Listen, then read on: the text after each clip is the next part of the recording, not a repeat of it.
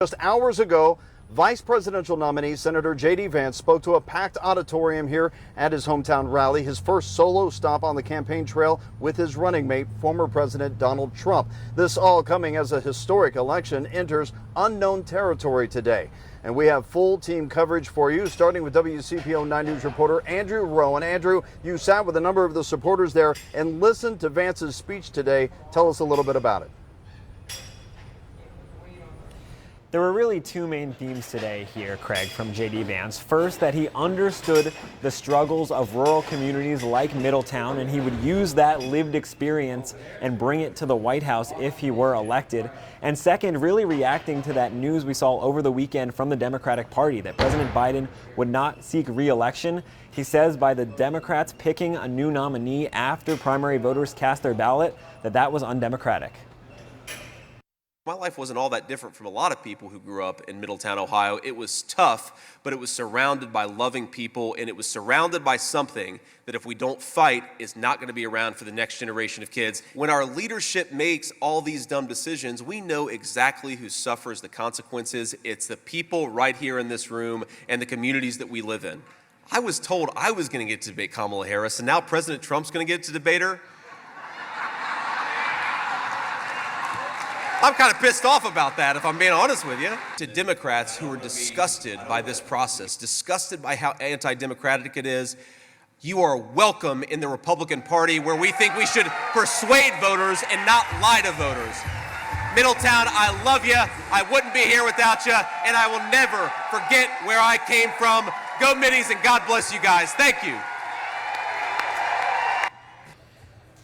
Vance also spent a lot of time talking about former President Donald Trump, and ultimately, JD Vance is still relatively unknown by large swaths of the country. Even someone from Middletown who I was sitting next to said this is the first time that she had really heard Vance speak at length, and that is what the campaign will spend the next couple of months doing, introducing the Ohio senators to voters in those key Rust Belt states, Michigan, Wisconsin, and Pennsylvania. Craig, they certainly have their work cut out for them. They certainly do. Andrew, as far as policies go, what did he really highlight today?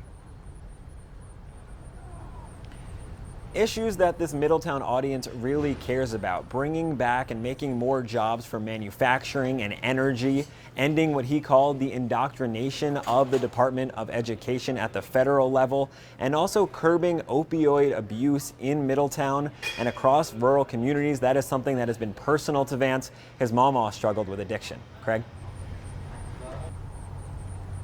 All right, Andrew Rowan reporting live for us tonight. Well, before Senator Vance took the stage, he stepped outside to address his supporters who could not get inside of the auditorium. The venue only sat around 700 people. WCPO 9 News reporter Valerie Lyons joining us now here live. Valerie, you actually spent the day out speaking with some of these people, some getting here like at 7 a.m. to stand in line with a ticket in hand.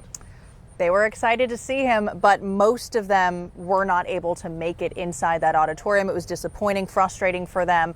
But really, at that point, you know, they were like, we're going home, we're not going to see him. But then there was a moment where Senator JD Vance stepped outside to greet his supporters. Shock and excitement from there. They really didn't think that was going to happen. But after I spoke with those supporters, they told me it only left them with more confidence that Vance is looking out for them and sticking to his hometown roots. After the Middletown High School auditorium quickly hit capacity, these two say they didn't expect to see Senator JD Vance at all. You know, that's really awesome. But they're thrilled they did. I was still in the back of the line. Line was packed over there about a mile out. Minutes before taking the stage, Vance addressed a lingering crowd of supporters turned away at his rally Monday. Everybody wants to make it in today, but just with the crowd out here today, it's kind of impossible. Thousands waited for hours, winding through the parking lot, eager to see the GOP vice presidential nominee. Talking about all the way out to the road there, if you guys pan that, I estimate in eyesight 3,500 people outside knowing they're not getting in. The Middletown native made his first solo campaign stop in his hometown one day after telling a Michigan crowd he'd be a vice president who never forgets where he came from. Being from Middletown, from this town, great. Somebody that was poor and made it all the way to the top, that's awesome. Vance wrote about his upbringing in his memoir, Hillbilly Elegy, and many we spoke with tell us they hope the 39-year-old can appeal to other voters too, stretching those Rust Belt roots to voters in the battleground states of Michigan, Wisconsin, and Pennsylvania too. I think he's perfect. I think he's the youth, he's the future, he's in line with Trump's policies, he's wicked smart, he's a hometown boy. His story is much like my family's. They came here from Kentucky to find better life, and I don't think he'll ever forget his roots. And you heard it there. A lot of people honing in on the fact that they really believe JD Vance is sticking to his roots. Again, most people were not able to make it inside the rally today. It was disappointing, but when I asked them, they said overall they were okay with it because they were just happy to see this kind of turnout, Craig. Well, obviously this won't be the first, this isn't the last rally, I should say, that's going to be here during this campaign. It's going to really, I think, be jam-packed, especially now with the change, with President Biden leaving the race, Kamala Harris coming into it. Vance and Trump both will likely be here multiple times, as often as they can. I'm sure. For sure. Expect it. All right, thank you, Valerie, for that. And, as for former President Donald Trump, his website actually shows his next campaign rally will be held in Charlotte, North Carolina on Wednesday night. The state's 16 electoral votes are highly sought after. Former President Trump slated to speak around 6 p.m. on Wednesday. On the Democratic side, Kentucky Governor Andy Beshear is said to be on the short list of vice presidential nominees. And this has been speculation for a few days. The Commonwealth's leader speaking to Vice President and potential presidential candidate Kamala Harris directly in a phone call on Sunday, in fact. Beshear says he got the call just a couple of hours after President Joe Biden's announcement. Without going into detail here, Governor Beshear says Harris asked for his support and he pledged it. Listen. We have a trust in where we're able to exchange ideas and give advice. Oftentimes it's her been giving me advice. Sometimes it's me giving her advice. But it meant the world to me to have a direct call. Now, the governor made his first big TV appearance since Biden's decision today, interviewing on MSNBC's Morning Joe, where he did say, while focused on Kentucky, he is open to joining the ticket. Meanwhile, today, Vice President Kamala Harris making her first public appearance, in fact, since this announcement from President Biden. And in today's speech, actually, she had mentioned that she echoed her statement that is about President Biden from yesterday, saying he's done more for America in one term than other presidents have done in two. On the platform X, she wrote this, that she will also be visiting campaign headquarters in Wilmington, Delaware today to say hello to the staff there. Harris has already received multiple endorsements from top Democrats, including a major one from former House Speaker Nancy Pelosi as well. Vice President Harris is preparing now for a campaign stop, we're told, in Indianapolis. That is happening on Wednesday, of course. We will be there and bring you full coverage as well. For the first time in half a century, delegates are set to pick the Democratic presidential nominee in an open convention. Now, this comes after President Biden's historic exit from the race yesterday. WCPO 9 News reporter Connor Steffen spoke with local delegates to see what they think about these historic developments. Connor? Yeah, Craig, they say they're confident Vice President Harris will become the nominee, even though others may throw their hat in the ring. We spoke with Cincinnati Councilman Reggie Harris and Hamilton County election official Storm Boyd.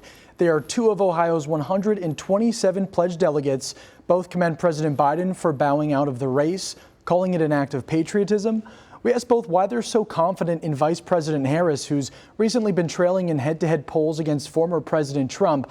They point to the $100 million Harris's campaigns reportedly raised just in the last 24 hours. The party is starting to coalesce around her, and I think it's going to be happening at a very rapid pace, which I am excited about. I don't think we've seen this kind of energy this whole entire election cycle, quite frankly. As Vice President Harris ramps up her campaign, all eyes are on who she'll pick for a running mate. Boyd says Kentucky Governor Andy Beshear or Pennsylvania Governor Josh Shapiro are ideal candidates. Councilman Harris wouldn't share specific names, though Harris tells us the DNC will be walking delegates through the upcoming process on August 1st. The convention will take place in Chicago August 19th through the 22nd. Live in the studio, Connor Steffen, WCPO 9 News. All right, Connor, thank you very much. And that is a wrap on our America Votes coverage here at 6 o'clock. My co-anchor Tanya O'Rourke, of course, in studio with more coverage of the other news of today. Tanya? All right, Craig, thanks so much. We'll see you at 7, and we will continue to follow this race to the White House every step of the way. Be sure to tune in tonight at 7 and 11 for continuing coverage on Kentucky Governor Andy Beshear's possible shot at the Democratic vice presidential ticket, along with more reaction from Senator Vance's rally earlier today.